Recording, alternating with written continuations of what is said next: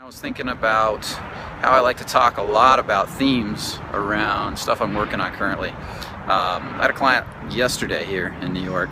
One of the things that was coming up, and comes up for a lot of clients when they're new, is indifference to outcome. Not indifference to life. This is where people get confused all the time. It's this idea of indifference to outcome. The greater your development of indifference to outcome, your ability to really just let go of the outcome and let it land as it may, the greater your success. And this seems odd, because a lot of people are like, I'm gonna make my goal happen. I'm gonna make my goal happen. This is it. This is the time. I'm gonna do it. The problem with that is that when you're so attached to the goal that you're forcing, you start to race. You start to race a lot. When people start to race in their mind, when they start to really push, they can't see and think all the possibilities to help them get the goal or get the result.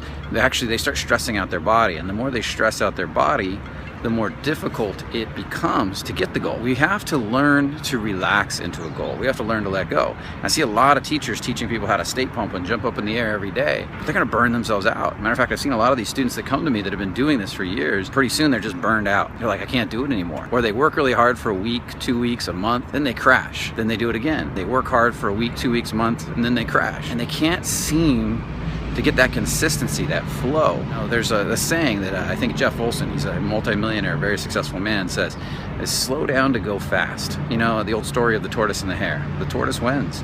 Because if you're pushing, you know, life's gonna be really difficult because you're gonna burn yourself out. So slow down.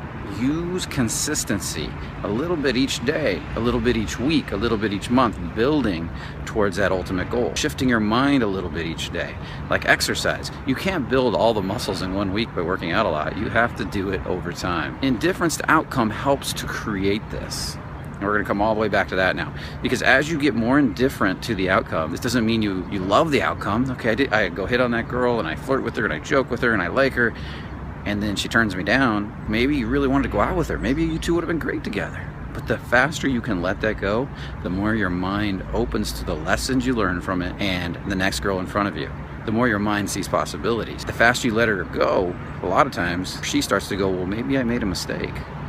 Maybe there's something about him because he didn't take it personally. It demonstrates confidence. When you get good at letting go of the outcome, being indifferent to outcome, the faster results can show up in your life. The easier results can show up in your life because you start to relax inside and you start to see the possibilities. And the more you can say, I'm gonna make this goal happen. Maybe it doesn't happen today. Maybe you just keep working, but it will happen. It's the people that know that something's gonna happen and they keep surrendering and letting go of the moment and readjusting. So let's say you set your navigation system to go from California to New York, right here. And as you're driving along, yeah, there's accidents, roads that are blocked, traffic. The navigation system just keeps rerouting. It's indifferent. It doesn't need that route to get there. It will change, it will adjust, and then it will adjust again. If you know this deep in your heart, your result will come to fruition. It may not look the way you wanted it to, or it may not be as fast as you wanted to, because it can only come to fruition as fast as you let go of the stories between you and the goal. If you don't have many stories between you and the goal, it can happen really fast. So start developing indifference to outcome. Start being proactive in your reactions to situations. Start being proactive when a girl turns you down when you ask her out.